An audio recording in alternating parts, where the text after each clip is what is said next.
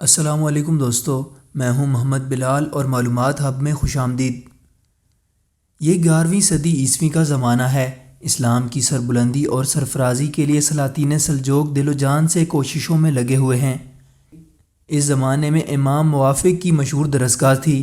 اس درسگاہ میں 3 طلباء کی دوستی قابل رشک سمجھی جاتی تھی، جن کا اٹھنا بیٹھنا کھانا پینا سب کچھ ایک ساتھ تھا۔ ان میں سے 2 ہم نام تھے، جن میں ایک کا نام حسن طوسی اور دوسرے کا نام حسن بن صبا تھا۔ تیسرے دوست کا نام عمر تھا۔ عمر، جو بعد میں عمر خیام کے نام سے مشہور ہوا، اس نے اپنی علمی طاق ایسی بٹھائی کہ لوگ آج تک اس کی علمی باتوں کو بطور حوالہ پیش کرتے ہیں۔ یہ اپنے وقت کا بہترین شاعر اور علم دان بنا۔ دوسرے طالب علم حسن طوسی، جنہیں دنیا نے نظام الملک کے نام سے جانا، انہوں نے علم و دانش اور تدبر کے باعث سلجوق سلطنت میں جگہ بنائی اور وزارت عظمیٰ کے عہدے تک پہنچے۔ انہیں نظام الملک کا خطاب ملا اور سلطنت کا کوئی کام ان کے مشورے کے بغیر نہیں ہوتا تھا۔ ان میں سے تیسرا کردار حسن بن صبا تھا۔ اس نے بھی تاریخ میں جگہ بنائی، لیکن اس نے ایسے ابلیسی کمالات دکھائے اور ایسی داستانیں رقم کی کہ آنے والی نسلیں بھی سن کر کانپ جاتی ہیں۔ وقت کے بادشاہ بھی اس پر ہاتھ ڈالنے سے ڈرتے تھے، اور جو بھی حکمران اس کے خلاف کارروائی کرنے کی کوشش کرتا، اسے بے دردی سے قتل کر دیا جاتا۔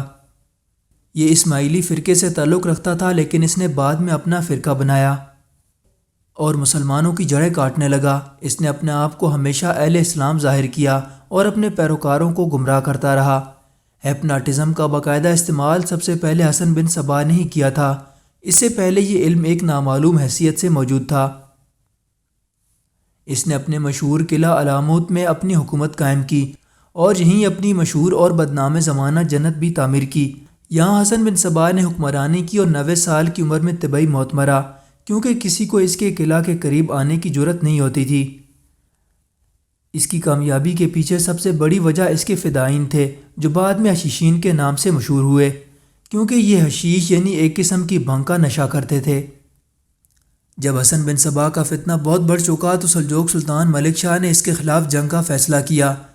لشکر بھیجنے سے پہلے ایک قاصد کو یہ پیغام دے کر بھیجا گیا کہ حسن بن صبا خود کو سلطنت کے حوالے کر دے اور اپنی منفی سرگرمیاں ختم کر دے، ورنہ اس کے قلعہ پر چڑھائی کر دی جائے گی۔ ایلچی نے یہ پیغام قلعہ علاموت میں جا کر حسن بن صبا کو سنایا۔ اس نے کہا کہ میں کسی کی اطاعت قبول نہیں کرتا۔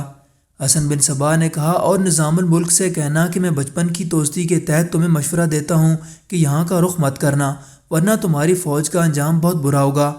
ایلچی یہ پیغام لے کر جانے لگا تو حسن بن صبا نے اسے روک لیا اور کہا کہ ٹھہرو، شاید تم میری باتوں کا یقین نہ کرو، میں تمہیں کچھ دکھانا چاہتا ہوں۔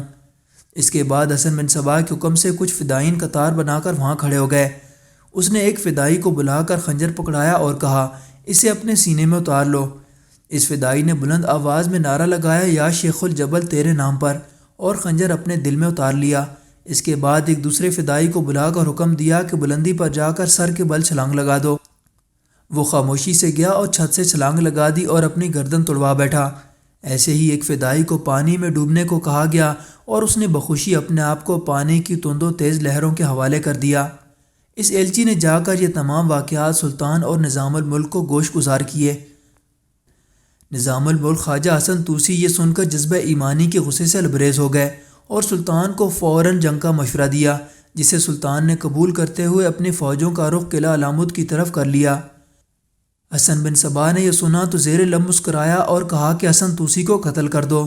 بس اتنا ہی کہنا تھا اور خواجہ حسن طوسی کو قتل کر دیا گیا اور عظیم الشان لشکر راستے میں ہی واپس ہو گیا۔ اور یہ بھی کہا جاتا ہے کہ انہوں نے ہی بعد میں سلطان ملک شاہ کو بھی قتل کرا دیا۔ قتل کرنے کا طریقہ بڑا سادہ ہوتا تھا۔ فدائی مطلوبہ شخصیت تک کسی بھی طریقے سے پہنچتا تھا اور اس کو قتل کر کے ایک بلند نعرہ لگاتا تھا، یا امام الجبل حسن بن صبا تیرے نام پر، تیری جنت سے اللہ کی جنت میں جا رہا ہوں، اور اپنے دل میں خنجر اتار لیتا تھا۔ ایسے ہی حسن بن صبا نے اعلیٰ شخصیات اور وقت کے بہترین علماء کرام کو قتل کرایا، حتیٰ کہ اپنے آخری دور میں یہ فدائی باقاعدہ کرائے کے قاتل بن گئے، اور عیسائیوں کے کہنے پر انہوں نے سلطان صلاح الدین ایوبی پر بھی 3 قاتلانہ حملے کیے، مگر سلطان صلاح الدین ایوبی سلامت رہے۔ یہ لوگ دن دہاڑے اپنی وارداتیں سر انجام دیتے اور ان کا ہتھیار ایک زہر آلود خنجر ہوتا تھا۔ یہ کبھی کبھار قتل کرنے کے بجائے دھمکی آمیز خط بھی چھوڑ دیتے تھے۔ اس سے ان کا مقصد قتل کے بغیر بھی پورا ہو جاتا تھا۔ یہ اپنے وقت کے بہت بڑے دہشت گرد تھے اور قرب و جوار کے بادشاہ بھی ان کے نام سے کانپتے تھے۔ حسن بن صباح نے اپنے قلعہ میں ایک جنت تعمیر کر رکھی تھی۔ یہاں پر دنیا میں موجود ہر طرح کی آسائشوں کو رکھا گیا تھا، اور یہ بھی کہا جاتا ہے کہ دودھ، شہد اور صاف پانی کے چشمے بھی بنائے گئے تھے۔ حوروں کی مثل لڑکیاں دنیا بھر سے اکٹھی کر کے یہاں لائی گئی تھیں۔ حسن بن صباح کے فدائین حشیش کے نشے کے زیر اثر یہاں لائے جاتے تھے۔ یہ ایسا نشہ ہوتا تھا کہ انسان ویسے ہی اپنے آپ کو جنت میں محسوس کرنے لگ جاتا، اور اس پر جب اس کو مصنوعی جنت کے نظاروں میں لڑکیوں کی دل فریب اداؤں کی نظر کیا جاتا تو وہ بالکل ہی مدہوش ہو جاتا۔ یہاں پر تقریباً 9 عمر لڑکے ہی لائے جاتے تھے۔ حشیش کا نشہ، جنت کے حسین نظارے اور حوروں کے علاوہ ان پر ہپناٹزم کیا جاتا تھا، جس میں حسن بن صباح نے خاصی مہارت حاصل کی تھی۔